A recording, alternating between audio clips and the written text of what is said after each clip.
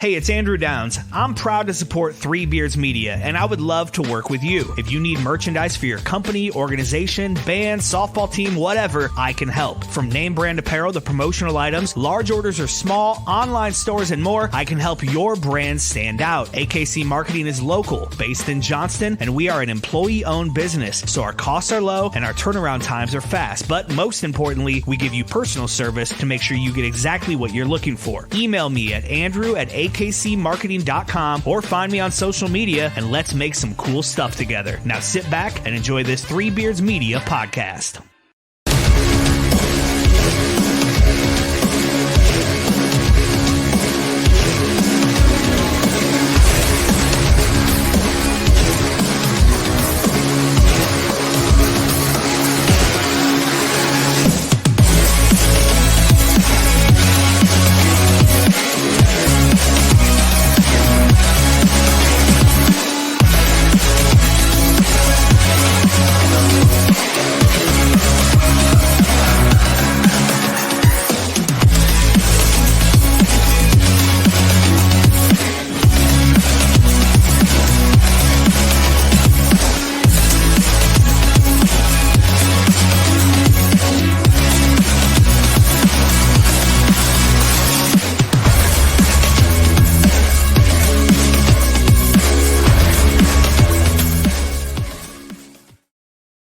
All right, everybody, welcome back into the Hawk's Eye View. I'm Andrew Barber here with Drew Shipley from the AKC Marketing Studios. Thanks, as always, to Andrew Downs for sponsoring this Three Beards Media podcast. And Drew, it just feels good to be back after a couple of months of taking a break. How you doing? Do we technically call this season 2? Because, I mean, we started in football season, right, last year? So, like, do we call this season 2, episode 1? Like, how do we break it up? Or does it really matter? This is our much anticipated premiere of season 2 of the Hawk's Eye View, because we started around this time last year. So we're we've already probably crossed our 1-year anniversary, I think. Yeah, we're getting pretty close, Andrew. To answer your question, I've been pretty good, taking that summer hiatus. We didn't really have a whole lot to talk about on the Iowa Hawkeye front, if we're being honest. Some things going on, summer camp. Position battles. Big Ten Media Days is coming up next week, I believe. They go on Wednesday. I believe it's slated for first up, I believe. So looking forward to hearing what Kirk Ferentz and the boys have to say. It's kind of interesting. I was listening to our opening there with Andrew Downs, AKC Marketing. I reached out to him about making some glasses, some like rocks glasses for me and my bachelor party, which shockingly is coming up in 7 weeks. Mm-hmm. All the boys are coming out to Ocean City for a 4-day weekend, but for like a gift or whatever. And now I just spilled it to, like half of our audience, because my friends are probably listening, but it doesn't matter. Anyway, but college football is even sooner than that, Andrew. We're 6 weeks out, 5 weeks out if you count week 0. So like, I'm pretty pumped for that and to see where the season goes. Yeah. Me too. I heard Chris Shipley is going to bake us a cake for our 1-year anniversary, so that's cool. Really? Yeah. No, I'm kidding. I actually, Chris. We don't want Chris baking shit. Yeah, I don't know what Chris's baking skills are like. Anyways, that's not the main topic at hand. We have a special guest tonight. We're bringing in the face of KXNO, the legend himself. He needs no introduction if you pay any attention to local sports radio in Central Iowa or Drake Bulldogs athletics. Maybe you've been to a basketball game at the Knapp Center. You've seen this guy a few times. His name is none other than Sean Roberts. Sean, we are bringing you in. Thanks for being here tonight. How are you doing? What's up, boys? Happy to be here. I don't know the route that you guys want to go with the conversation, but I'm open to anything. Appreciate the kind words as well. But yeah, so let's do the damn thing. I mean, Drew's been messaging me throughout my entire show, and it's funny because now when I think anything, and this is what Drew's done to me, because now whenever we get on the conversation of Orioles or Nationals or anything out there, I'm 1,000% positive that I'll get some sort of message from Drew. And what was it, John Means? Is that the one that John Means, the last no hitter for the Orioles, man? Yeah. And see, like, I wouldn't have. I totally. The only pitcher I can think of when it comes to the Orioles is Mike Mussina. So, or I guess Corbin Burns now. But yeah, I was blanking on that one. That wasn't even the most famous thing John Means did that season. He then got caught with the sticky stuff and got thrown out of the game shortly after the no hitter, and then had his first of now 2 Tommy John surgeries. So he's having a rough go the last 5 years. But yeah, hey, sorry to slide into your DMs like that, man. No. I'm all for it. I even knew when we were talking about it. I'm like, I guarantee we're gonna get something from Drew here. So 100%. It's all good. All good. I appreciate the interaction there. I'm surprised you don't have an in-depth knowledge of Orioles pitchers, Sean. It's not. Listen, I know this much, at least over the last 15 years, if not longer. It's not a. It's been not a good scene from the pitching staff out there in Baltimore. So, outside of maybe a guy or two. Right. Why does the name Orel Hershiser keep coming to my mind? I don't know. I don't think. Okay. Why do the Orioles play for the Baltimore? Dodgers great. But Grayson Rodriguez is the only other one I can name. Gray Rod. But Gray Rod is our solid number 2 pitcher, but they definitely need to get another one.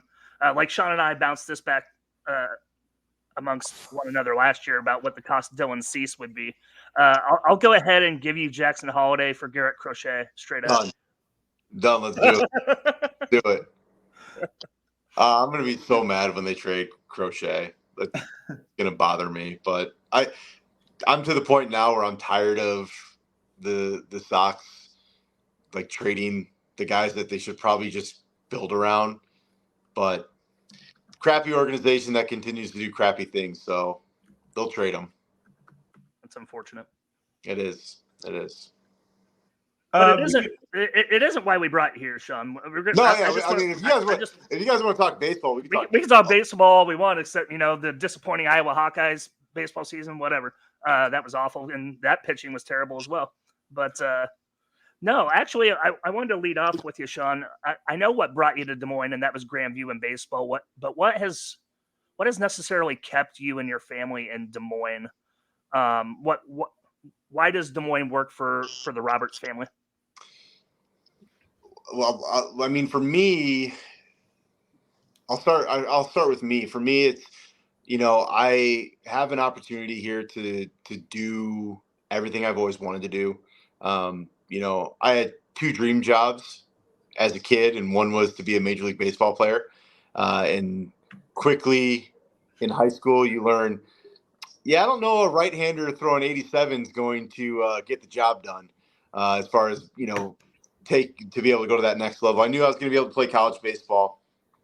But actually, and this, I don't know if I've ever really talked about this, but my freshman and sophomore year of high school back in Illinois, I was like, hey, you know what? I'm going to go into the Navy. Every Roberts guy has gone into the Navy. None of them have gone to college. They were my dad, my grandpa, my great grandpa. They were all in the Navy. And I thought, okay, well, that's going to be my route too. I'm not smart enough to get into college without, sports essentially. So I just thought the Navy was going to be that route. Go to about my junior year, I started getting letters, and my dad had a conversation with me and was pretty much, if you have the chance to go play college baseball, you're going to go play college baseball. And that ended up, what happened. But I had 2 dreams. It was Major League Baseball or hosting a sports radio show. And when the baseball thing was not going to happen, and I was like, okay, I'll play college baseball. I want to focus. I want to get to a place that I think I have the best opportunity to get into that career. And when I was going through my recruitment process, Grandview was the one that had a broadcasting program, and it was close to home. I wanted to get away from home, but not to where I was going to have to, get on a plane. If there was an emergency or anything to happen, I could just get in the car and drive 5 hours. And and that's how I ended up at Grandview, was the broadcasting program, and I liked the baseball aspect of things. And I actually could have played at a higher level back home, but I chose to go NAIA with Grandview. I passed up on a couple Division II schools, but a lot of that was they didn't have my major, and they didn't have, baseball wise, I don't know if it would have worked with what I was trying to accomplish. But so fast forward, go through my now 10 years in October at KXNO, which is crazy to think about. And this is just where I'm happy, man. I think I've adapted to the Iowa life. My wife and I are both not from here, but we love it here. And, I don't plan on ever leaving. I don't think my wife plans on ever leaving. Now, I'm not saying that can't happen or other opportunities don't happen, but I love it here. And Des Moines works for us. It's, my wife owns 2 dance franchises, one here in Des Moines and one in Iowa City. And so like her businesses are here. So, I mean, we love it. We love it. And, it's in the middle for both our families. With her being from Kansas, it's about a 3-hour and 40-minute drive to her dad's farm down in Paola, Kansas. And it's about a 4.5-hour drive for me to get to my parents in Illinois. So we're kind of smack dab in the middle. So, but Des Moines works. We both have our dream jobs and we're happy and yeah. And ultimately that's all that matters. Absolutely. So great. Yeah, and you also helped out with Football Friday Night. So we're just bringing on all the Football Friday Night connections. You're a part of the show. Football Friday Night was my start, man. It was. Yeah. I remember I was interning that summer of 2012. I was interning, and I think Joe Quinn was the guy who was kind of helping run Football Friday Night, and my internship was coming up, or like to end, and that was the last thing I needed to do to graduate at Grandview. And he was like, "Hey, what would you think about being a sideline reporter?" I was like, "Let's do it, like effing right." And got brought on as a sideline reporter and part-time guy, and loved it. And then a year later, get hired, and eventually get over to KXNO, and the producer spot for Football Friday Night opened up. And I think I did that from, I want to say 2016 until 2020. So I did it for like almost 5 seasons. But had a blast with all you guys and Joe Stacy, who's the man. I love that dude so much, man. He's just such a joy to be around. Josh, Loftholtz, like he was great as well. Just so many, like Andrew, like you, like so many great guys, man. I mean, Tyler Allen. There's so many guys I can think of right now, Right. But no, Football Friday Night was great, and it helped launch me to where I currently am right now, and that's why I'm so adamant about that show, because I think it's not only important from the community aspect and from the local standpoint and just the state in general, but it's great because it gives guys opportunities to do stuff that they might not be able to do, right? Like you work a full-time job, but you always wanted to do radio and do sideline stuff or whatever the case is. You get that chance. Right. And like Andrew, right? Like it can be a lot of fun, man. And you get to see different parts of the state and talk to different people and have fun and make it kind of your own deal, whatever game you're at.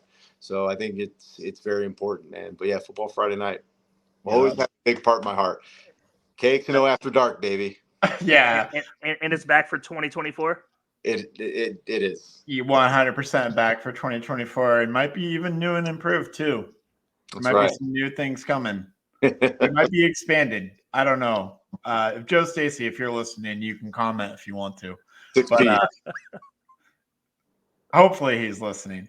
But yeah, so that's our connection there, Sean. So we've had Andrew Downs on the show. We've got Sean on the show now, and so I'm loosely connected to KXNO as well through Football Friday Night, which is awesome. You and I actually spoke at the get together at Revelton. Drew, I'm sorry you couldn't make it. It was a good time. You missed How out. dare you? Travel conflicts, you know. How dare you not make the trip? Yeah. Unbelievable. It's so easy for you to get here. No, I know. Yeah. When we were talking at Revelton, Iowa football was in the midst of their offensive coordinator search.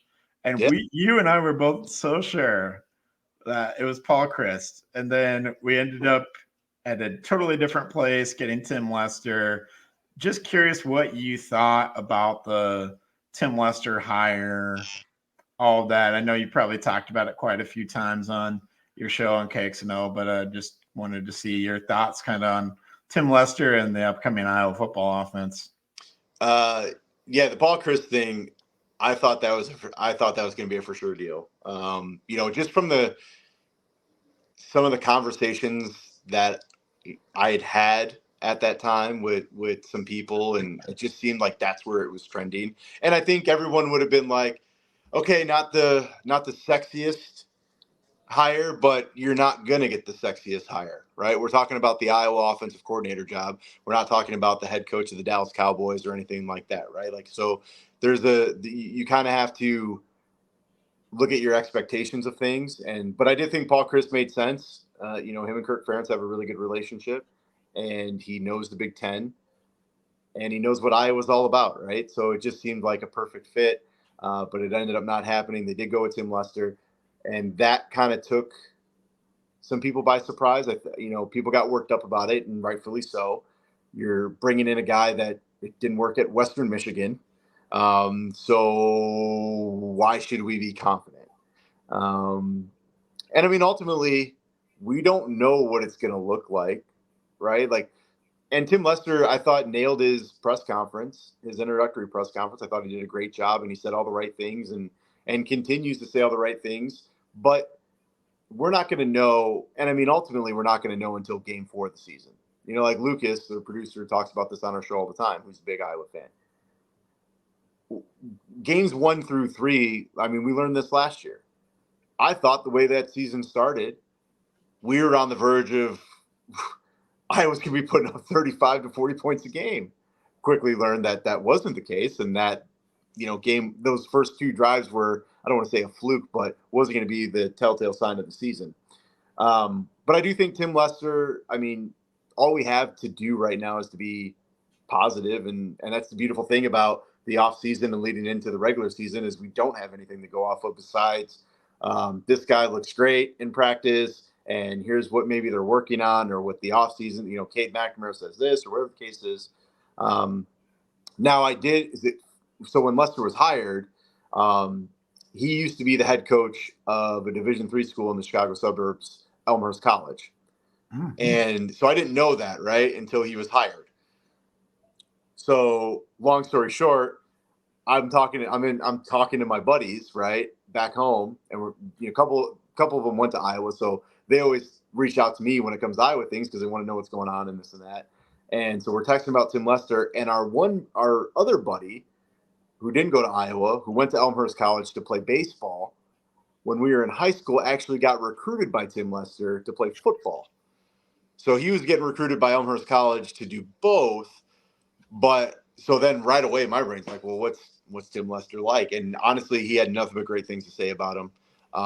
And that he thinks this is the guy that didn't end up playing for him, but from the recruiting process, thought he was a really good head coach. And probably if my buddy Danny wasn't going to play baseball, would have played football there and played under Tim Lester. But that was a little tie-in that gave me a little tidbit of information, just how, he wasn't a dick when he was recruiting him or, anything like that. Like, seemed like a really good dude. So, I don't know. I think we just have to be optimistic. It's change. It's something, right now we can say it's something new. We don't know ultimately what it's going to be like that first game, but I think you, as an Iowa fan, you're never going to be in the top 25 in offense, right? But I think a consistent conversation has always been, with the way the defense plays, with the way the special teams show up, finish 70th to 80th in offense, and you'll have a damn good team.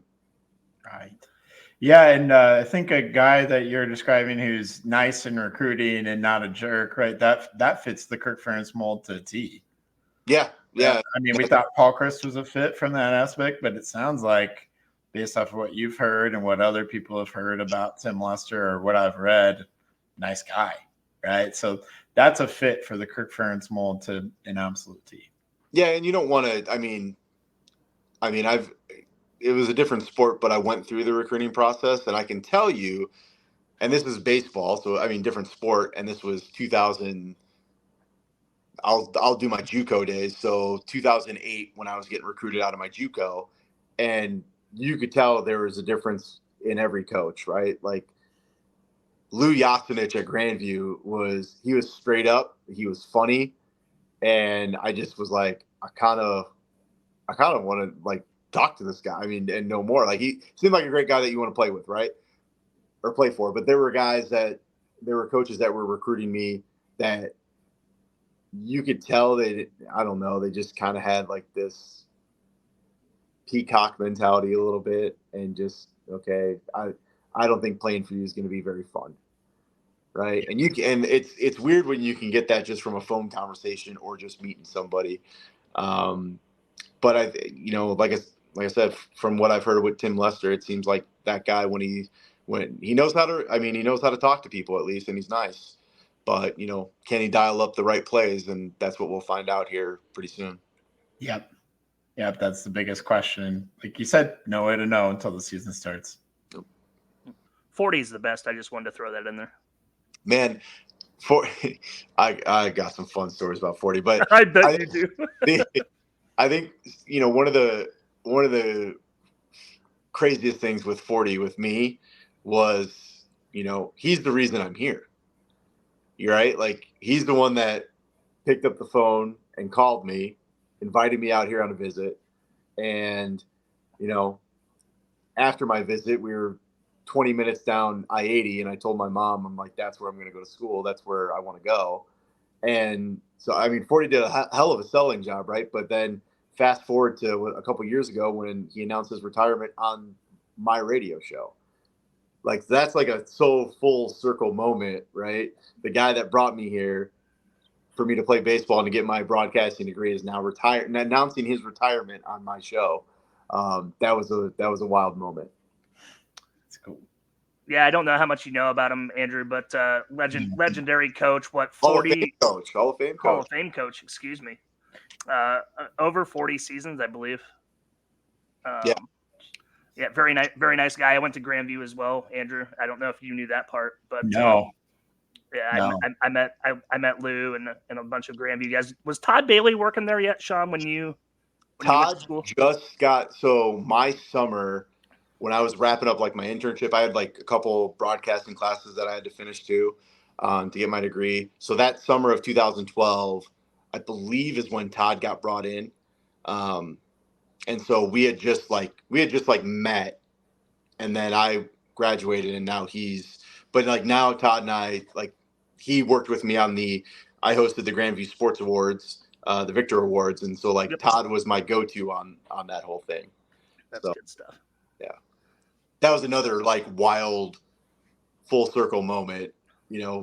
I'm sitting here going like, man, I graduated in 2012 and here I am hosting this athletic awards night for Grandview University. And I got Troy Plummer gives me my actual baseball jersey that I wore, at Grandview. Like, and for the record, for those listening, no, they did not retire number 23.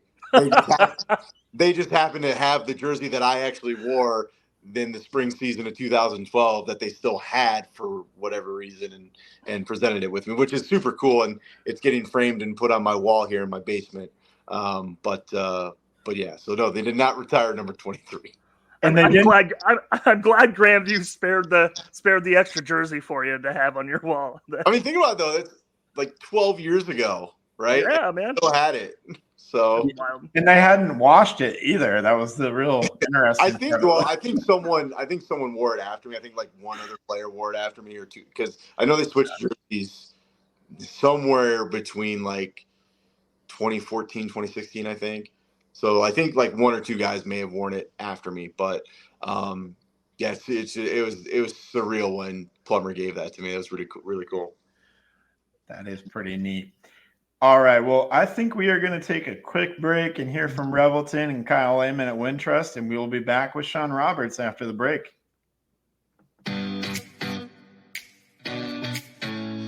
Making great tasting bourbon requires the perfect combination of ingredients, conditions, and time.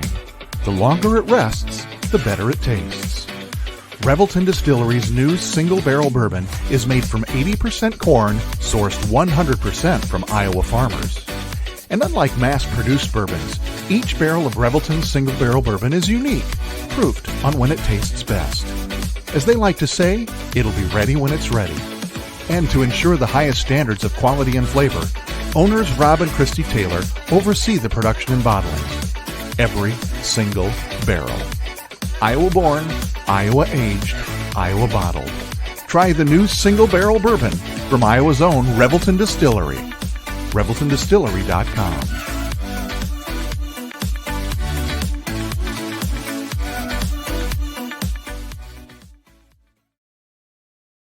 Are you in the market for a new house and unsure of the mortgage process? Want to know that you have someone looking out for you? Kyle Lehman from Wintrust Mortgage is a down-to-earth, knowledgeable lender who can be there for you in your corner. He can work with you in any of the 50 states and is just what you need to expand your home search. Kyle will work with you through the entire process with little to no work from you. Take the worry of the mortgage process out of the equation so that you can focus on looking for your dream home. Contact Kyle at www.wintrust.com/Kyle-Lehman or call him at 515-473-0546. Thank you, as always, to both of those sponsors. Absolutely incredible long-term sponsors of the show. So thank you both, Revelton and Kyle Lehman. Drew, I'll kick it over to you. I'll let you pepper Sean with a few more questions here. So actually, on a less serious note, Sean, have you played with or against the Hawkeyes? How is the black and gold looking in the video game I'm in? Do you know yet? No, I have not. I've not played anything with Iowa yet. But the video game's incredible. It's so cool. Like it's funny because you sit there and like we talk about on the show, right? And I know that there's a percentage of people out there that like, I don't give a rat's, about video games. Like, this is so stupid that so many, and like, not just our show, but I mean, Pat McAfee show, like everyone around the country is talking about it. Right. But there's reasons why.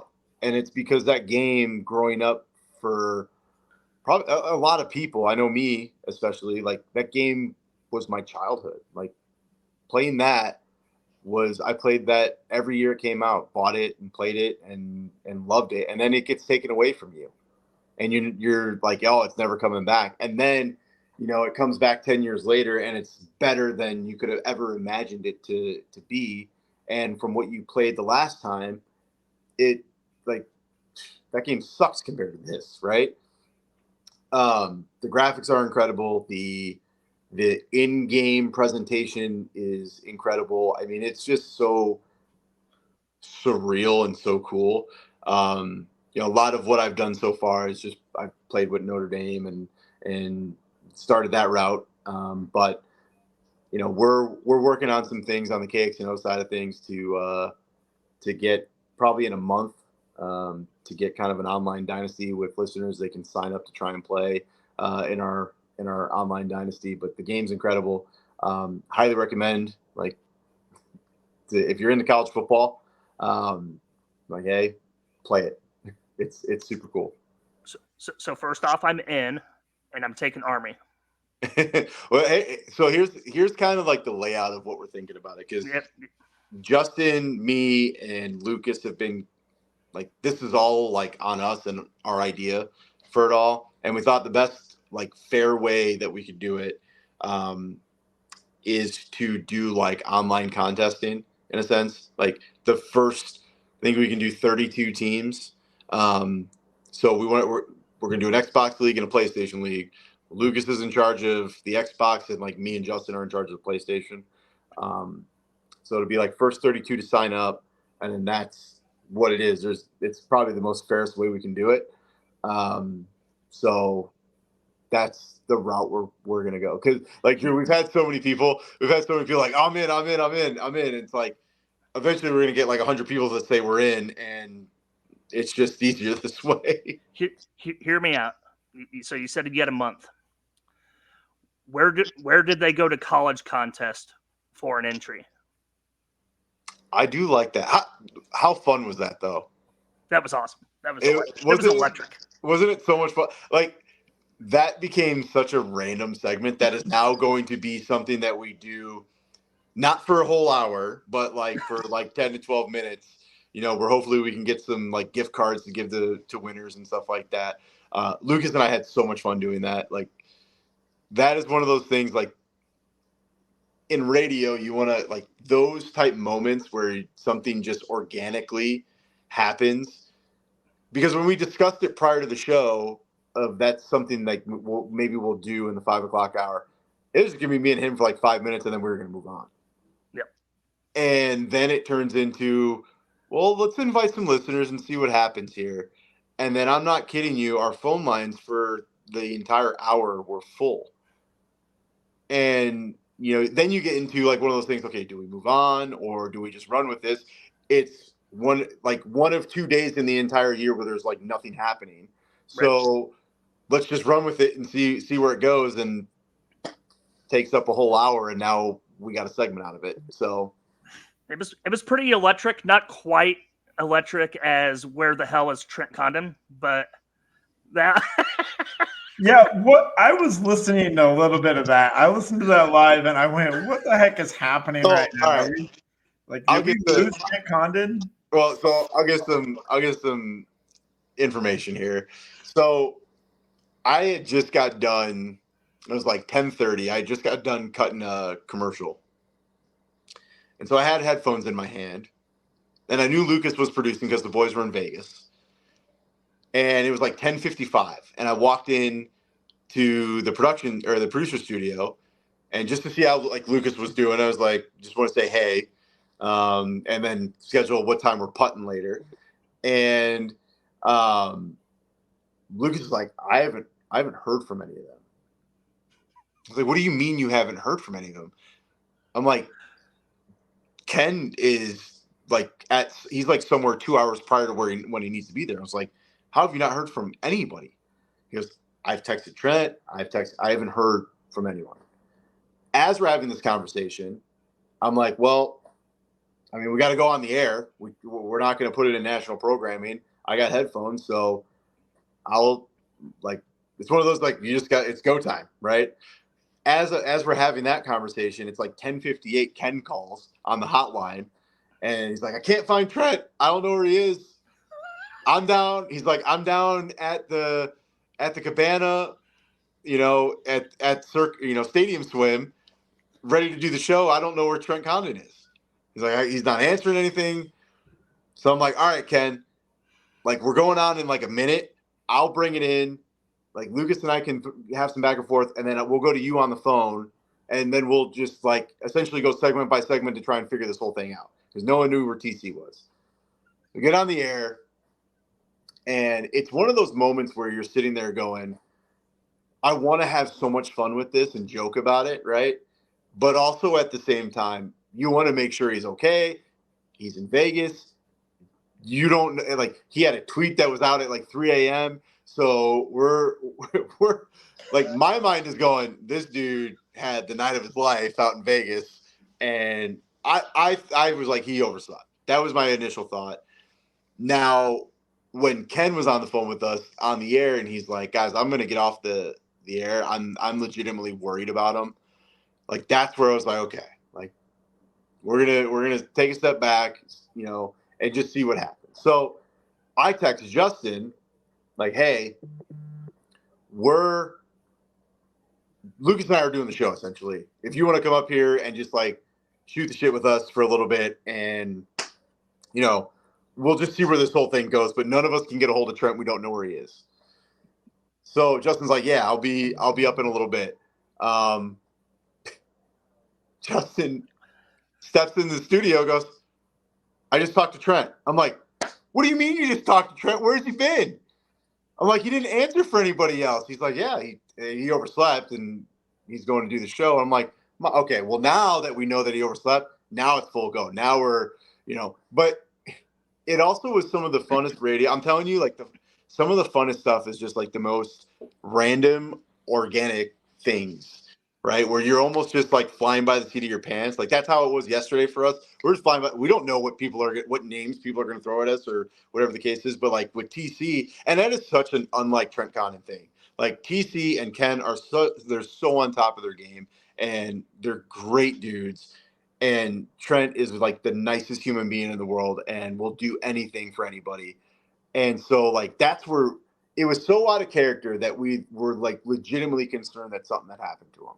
I mean, Lucas called the front desk. He looked up the newspaper. He looked up, like he was trying to do, like he was on the phone with Circa Security, trying to do a wellness check. I got Heather texting me saying that, if need be, Paul has a contact with the Las Vegas Police Department. We can like knock on some doors. And then throughout all this, right? This is my favorite part. Well, like Murph sends Lucas a text about a man that got lost in Vegas, and Murph wasn't even listening to the show. He had no idea TC was missing. So Lucas gets this text, and he's like, "Oh, Murph just texted me an article for some random dude from Arkansas that got lost in Vegas or whatever the case was." But Murph had no idea, like, the gravity of the situation that time he had sent us a missing person in Vegas newspaper article. So, like, it was the most crazy 45 minutes ever. Like, but it's one of those, like, you can have fun with it and you can roll with it. And TC owned up to it, everything. And it was a lot of fun. And I'm glad, obviously, that he was okay. But when Ken, like, legitimately got worried, that we all got worried because, the fact that Ken wanted to get off the radio, that was a telltale sign that, all right, let's hold off on all the jokes. And then once he was okay, then it was now we can give him shit forever. Oh, I'm sure that last hour plus baking in the sun on the roof of Stadium Swim, Trent Condon just sweating out the booze. I texted him. And it's like one of those, as someone that has overslept, the last thing you want to do is draw attention to it, right?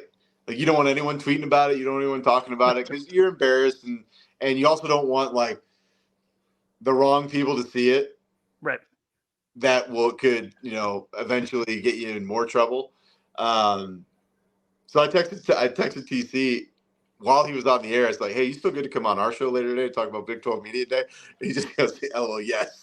I'll hop on with you guys. I was like, all right, when do you want to come on? 3:25, 5:25 is like the earlier the better. I just need to I just want this day to be over with.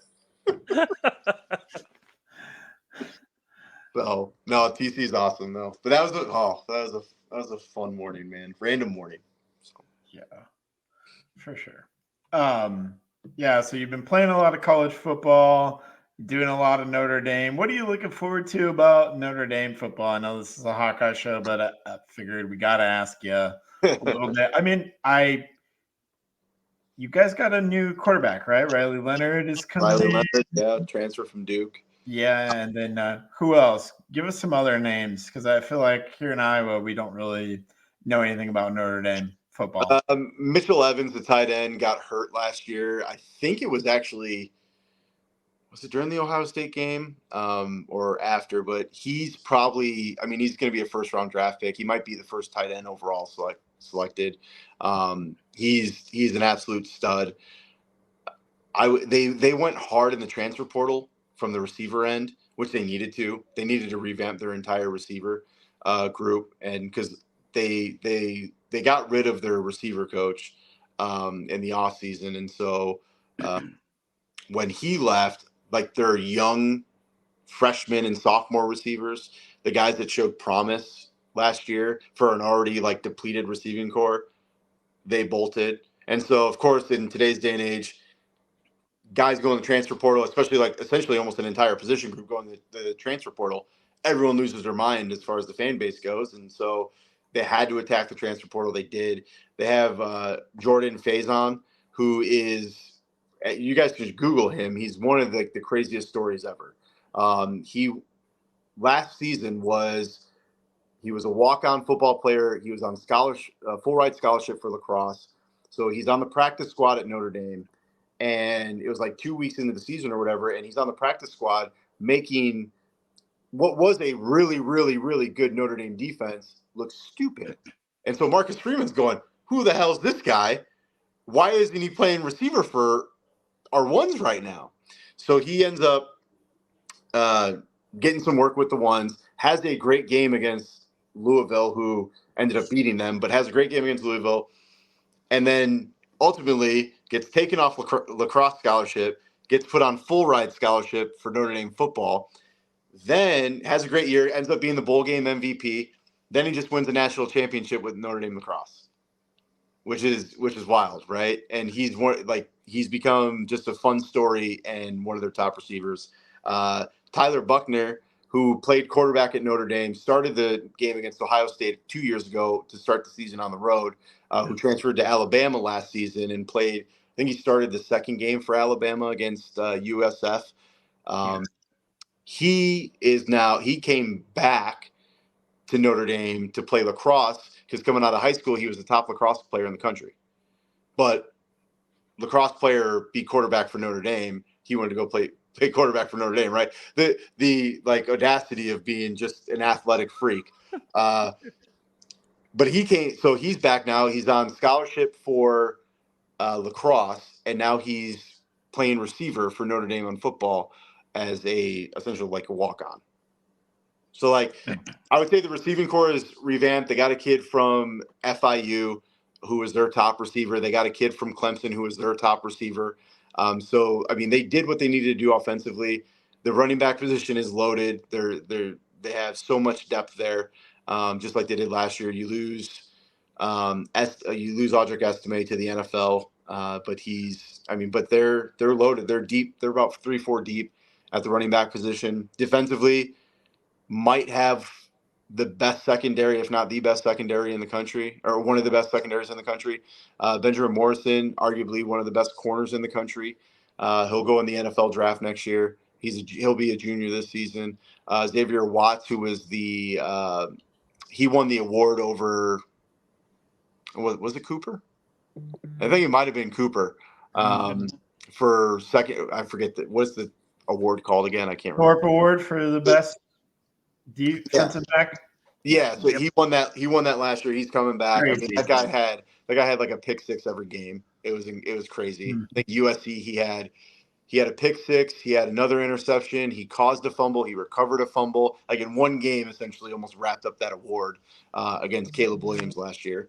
So defensively they're going to be good, but the biggest thing that I'm excited about is they got LSU's offensive coordinator, who just Jane Daniels won the Heisman Trophy last year. So they got LSU's offensive coordinator, took him from Brian Kelly, which is even sweeter. And defensively, they're Al Golden, the D coordinator there. He's been there for the last couple of years, and he's been tremendous. So I would say it's college football playoff or bust. It's kind of like that every year for Notre Dame, college football playoff or bust. But this year especially, they don't have the most challenging schedule, but they do start the year on the road. Night game at Texas A&M. So that's an interesting one too. There's storylines with that. Mike Elko, who's the head coach now for Texas A&M, was the head coach at Duke. Riley Leonard was his quarterback at Duke, who's now the quarterback at Notre Dame. So fun little storyline there. And then of course, night game at Texas A&M to start the year. It's going to be a wild scene. I think it's the number one ranked stadium in NCAA football, the video game. So. But I won 30-10 to start my dynasty against them. No big deal. But yeah, it should be a fun season. I'm excited for football, guys. Baseball is my number one love. It's been a tough baseball season for me. I went from watching every game for the last how many years of my life to this year I might have watched 15. So it's so bad. But I've just been trying to fast forward as fast as I can to football season. And I mean, really, if take the Notre Dame thing out of it and just look at what we have here locally with Iowa and of course Iowa State, I think it's going to be a really fun football season for both universities, for both fan bases. I think on the Iowa side of things, I think 11-1, 10-2 is really realistic and really should be the expectation. And on the Iowa State side of things, and I know people probably don't want to hear about it, but I think 9-3 or better for the Cyclones, and that's kind of where I'm leaning. Now, I'm not saying that can't change here in the next month when I look at my prediction side of things, but that's going to be a really good Iowa State team. I mean, you get 19 starters returning. I don't see. I think Rocco Beck is going to take a huge progression forward, along with Abu Sama. And again, not saying that it's not going to go south either, but those guys are very talented, and I think they're going to have a really good year. But looking at Iowa, shit, man. That as long as Cade can stay healthy, but the good thing is you got Sullivan now as the backup, and that is something that was crucial for Kirk and this coaching staff was they had to go get a quarterback in the portal, no matter who it was going to be. And so I remember when Sullivan entered the portal right away, Iowa was linked to him, and Tim Lester has a good relationship. I believe recruited him at Western Michigan. So that was kind of going to be a slam dunk. And then it was like, okay, when is it going to be official? But I'd be lying if I wasn't if I didn't say that I wasn't excited for them to possibly have General Booty as their backup quarterback. Man. Dude, General Booty would have been the best. The fun that we could have had with that one, right? And I really the entire state would have had fun with that. But no, I think I was in a good position, man. I think Caleb Brown will probably miss a game, I would assume, coming up, but that'll be early on. So probably miss the first game or at least a half in game one. But Caleb Brown solidifying that number one receiver slot. You saw what he was able to do last year, and he's an electric player. And then obviously the tight end position I was always really good at. And defensively, that they're going to ball out. So I think 11-1, 10-2 for the Hawks. And I mean, you don't know where the Big Ten's going to end up, but if you're a Big Ten team and you do well enough to get into that Big Ten championship game, the way the conference is set up now, I mean, you got a really good shot to set yourself up to be able to make that 12-team playoff, right? The Big Ten and the SEC are probably going to, as long as it's competitive, right? Like, and it's obviously you're going to get one team in no matter what because they won the conference championship game, but shit, man, if you go 11-1 and you end up in Indianapolis, you gave yourself a hell of a chance, no matter how it goes in Indianapolis, to maybe sneak in as that 11 or 12. Yeah, the Big Ten and the SEC really kind of bullied the rest of the conferences and the structure of how many teams get in per conference. Yes, they did. The interesting part that I look forward to following this season, Sean, is how you're going to select two teams to play in your conference title game when you have 18, 20 teams in your conference now. You know what I mean? Like, it's going to be based on college football playoff rankings, and you're going to have like this list of like maybe 4 11-1, 10-2 teams, whatever they end up being, right? Of how they're going to grade those teams, that didn't necessarily play each other. They're going to, you're right, Drew. Like there's going to be so much math. Like I'm personally not looking forward to like the end of November and like beginning of December, because there's going to be so many scenarios and different things that you have to look out for. And more than likely, just like everything else, it does work itself out. But there will be probably some sort of issue with, let's just say Iowa, for example, right? Like Iowa has the same record as Penn State or Ohio State or Michigan, and then it's going to go into, well, what was their home and home record? What was their away record? What was their games against each other? What happened there? There's going to be so many different scenarios. I don't get paid enough money to even start to even think about it or dive into it.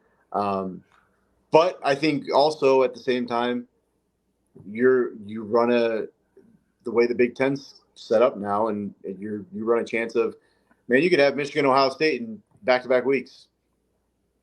Could. You could have 2 games in a row, Michigan, Ohio State. You could have Michigan, Penn State, Ohio State, Penn State. Oregon, throw Oregon into that conversation now. I'm not going to throw Washington because I don't think they're going to be that good this year. But, I mean, there's so many different options with what can happen. But it's going to be interesting. You're not wrong. Or you could be USC and have to go to Iowa and Wisconsin back-to-back in late November. They fucking suck. Fuck them. Yeah, I know. Yeah, they do. I know. I forgot you hate them, but what I mean is, excuse my language, by the way. Excuse my language. The Bush. That's the beauty of doing a podcast, though. That's the beauty of doing a podcast is I can say that. I can't say it on the air. Yeah, we do have the explicit E on our podcast on Spotify, so we're good to go, man. All right, there we go. You and Drew are racking up the F word counter. Yeah, but I'm sure someone's would love to clip that and when Iowa plays USC and it's like, F them, F those guys. No, but we might have to have Chris Shipley do that for us, to be honest. Yeah. But, give me a beep. I want to be beeped. Give me a beep. Okay. Beep have them edit it. Put the beep on there. Oh, you just want to be? Well, what if we just steal from the Andrew Downs playbook and do unnecessary censorship? Oh, this one is necessary though. Yeah, I know. I know. What I mean is that these West Coast teams are going to struggle with playing in cold environments in late November, I think, at least early on, until they figure that out. It's funny.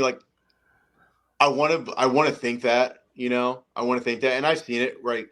USC is not new to it, I would say, because of the fact that for every year, for I don't even know how long, or every other year, they've been going to South Bend in the middle, in November. Yeah. So they're used to playing in 45-degree weather. Have they had a lot of success doing it? No. But I think the teams that are going to be the adjustment will be UCLA. UCLA is going to have a massive adjustment because they didn't do that, right? USC at least has had a game in October, November in the Midwest. UCLA hasn't, right? Anytime they've been all on the West Coast. So Washington, they play in cold weather, they're cold rain weather. Oregon, same thing. So I think from that aspect, you're not going to see massive adjustments, but I would love to see USC in a snow game in Iowa City. Please give me that. That would be tremendous to watch. Yes.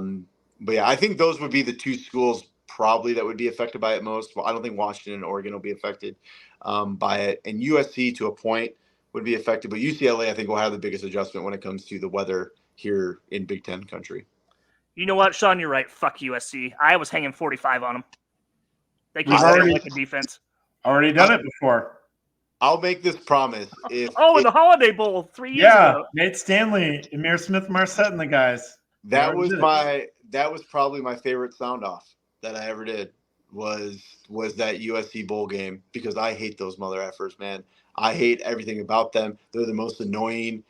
They play that stupid song every time they get a first down and the March of Troy or whatever the hell they want to call it.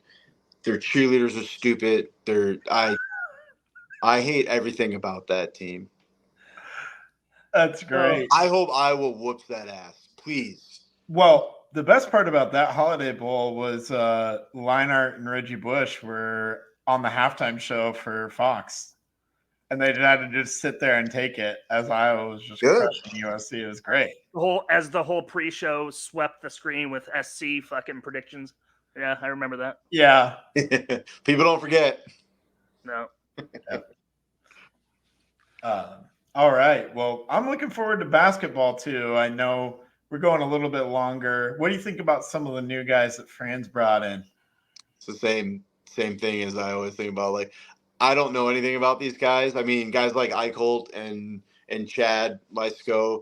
Yeah. I mean, all indications are they look good in practice, so that's cool.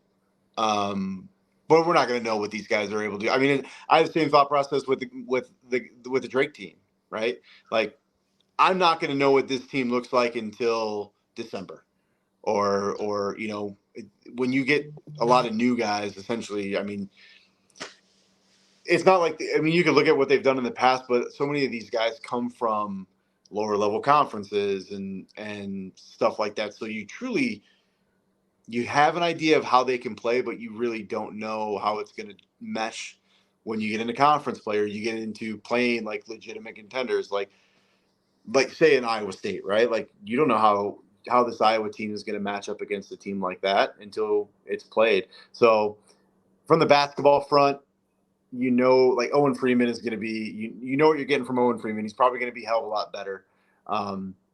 So like you have guys that you know what to expect, but the guys they brought in, I mean, I could read David's articles all I want. I could talk to David. I could talk to Chad and read all their newspaper articles. Like, oh, at practice they were throwing oops. Well, that's great. The damn Chicago Bulls are throwing oops at practice too, and they suck. So, like, yeah, you know what I mean? I'm not saying that I was going to suck, but you know what? Like, it's hard to get excited about practice stuff, and that's like the biggest thing that we're about to fight here for the next month, because all we're going to get is reports going into football season about practice and how well the offense looked against the number 2 defense, and Cade McNamara hasn't missed a pass in 7-on-7.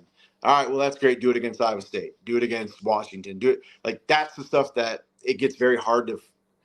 I'm a victim. Like, I do it all the time. Heather makes fun of me all the time because I get so hyped up about stuff that, well, we don't know what this team's going to look like when kickoff happens. Yeah, but David just said this. They had just had the greatest 2-minute drill of all time. So, like, let's go. I was putting up 35 points a game this.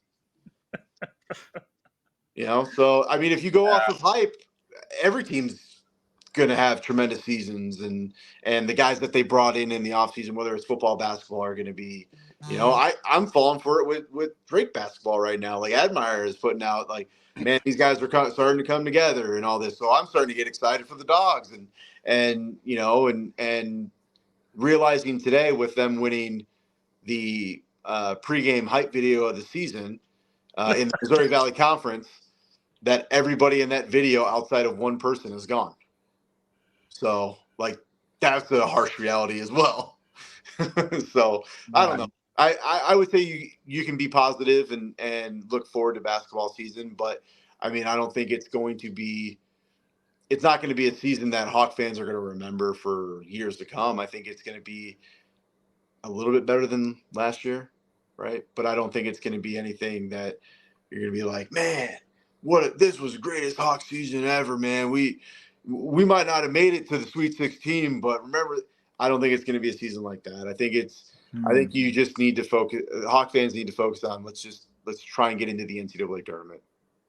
It's not a season. It's not a season like when a couple years ago with like Garza and those boys, and it was, man, Sweet 16 or bust, right? And the only team that got a COVID pass we had to play in the second round. Yeah, that was pretty cool. Oregon and Bowl just trucked us. Just ran them off the gym. That wasn't Bowl, actually. It wasn't Bowl? No, it wasn't Bowl. Oh, okay. That was like Chris Duarte and some other guys. You're the basketball guy in the program, Yeah. Andrew. I'm not. But I did see Caruso for Giddy. Sean, what the hell is that? Some Bulls being Bulls. Oh yeah, okay. Bulls being Bulls. There's a trend here. There's a trend here. Think about this, right?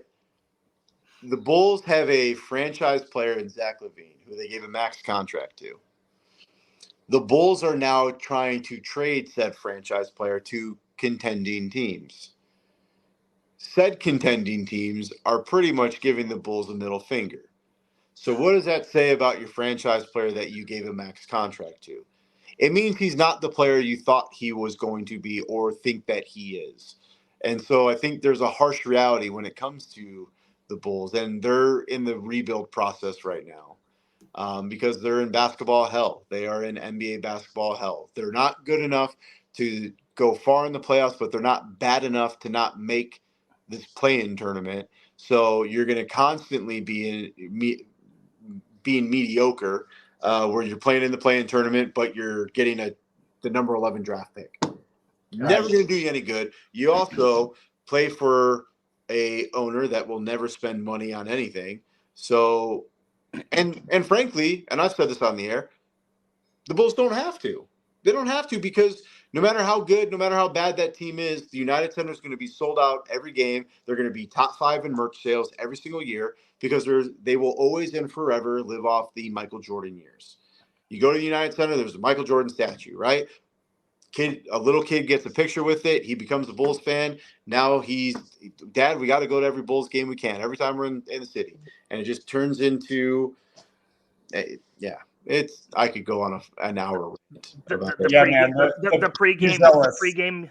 pregame music, the running of the Bulls in downtown. You buy into it, man. You buy into it all, and then you realize very quickly that, that owner, Jerry Reinsdorf, nothing's going to change. Nothing's going to change. Their best shot was those Derrick Rose years, and it's a shame that those years were derailed by injuries, because those teams will always have they never won anything, right? Like, they made it to the Eastern Conference Finals. That's as far as they went. But those teams will always be important to me, because those were some fun years for me as a fan, with Rose and Noah and Dang and just the run that those guys had. Korver. Don't forget my guy Korver from Pella, Iowa. Oh, no, Korver was a huge I love those teams because Korver was a part of it as well, so it was great. He was a huge part of that team, and thank God, because they had no one on that team that could make a three outside of him. So like, those were the Tibbs days, man, where you're sitting there, you're holding teams to 60 points and you're winning 65-60 in the damn NBA. But it was, all right, Derek, get 18, drive the lane, maybe get, Dang some points and Noah some points, and then if need be, we'll bring in Korver to hit some threes. Right, Boozer. Boozer was great. Carlos Boozer. Yeah, nothing like going into the summer of 2010, where it was the biggest free agency year ever, and the Bulls walk out with Carlos Boozer. And you want to talk about like massive disappointment from a fan base. Now, Boozer ended up playing, like, he was fine in his role, but a free agency class of LeBron James, Chris Bosh, Dwayne Wade, and just a plethora of players, and the Bulls were like, Carlos Boozer, buy his jersey. Carmelo was available. Middle finger to you guys, all right? Like, yeah. So, wasn't Kevin Durant available too? I don't know if Durant was available going into that off season. He wasn't a part of that huge. No, he was a part of the next. I think a couple years later, the next one where LeBron went back to Cleveland and all that was where Durant was part of all that. So, this show has been all over the place, and I love it. Welcome to the summer. Yeah, it's turned into the Sean Roberts Variety Hour. Yeah. Now plan it for 3 hours. Plan it for 3 hours. Sir, you get paid to do that. We don't. Yeah, not wrong. You're not wrong. Well, any last things you want to plug or talk about, Sean, before we let you go? I'm going on vacation next week, so that's fun. I don't have anything to like plug. I think just I love what you guys do, and I love Three Beards Media. I think I love Chris, man. He's such a great dude, and he's been fun getting to know over the years, and like you guys as well. And just I love supporting you guys because you guys are passionate about it, and you don't try to be things that you're not or anything like that. You're guys that just like, hey, we got a microphone, let's fucking talk some sports. And I love that so much. And anytime I can support you guys or hop on and do a podcast, I want to support you guys and do that. And so, and for anyone listening that listens to KXNO, thank you. There's a lot of things that are changing at KXNO, and breaking news. No, I'm not going to break any news, but it's a lot of good things, and it just goes to show you, and it'll make more sense when everything happens and stuff like that. But it just goes to show you, because of the listeners and guys like you guys, and we don't have the opportunities that we have and that stuff without our listeners. So good things are on the horizon, and I'm very appreciative of all the listeners and for you guys. And anytime you guys want to have me on, I'm game. As long as if I can make it work with my schedule, I'm game. So awesome. Hawks Eye View sound off post game Iowa Hawkeye football. I'll tell you what, if you catch me after a Notre Dame game on a Saturday, there's a good chance that I'm thoroughly intoxicated.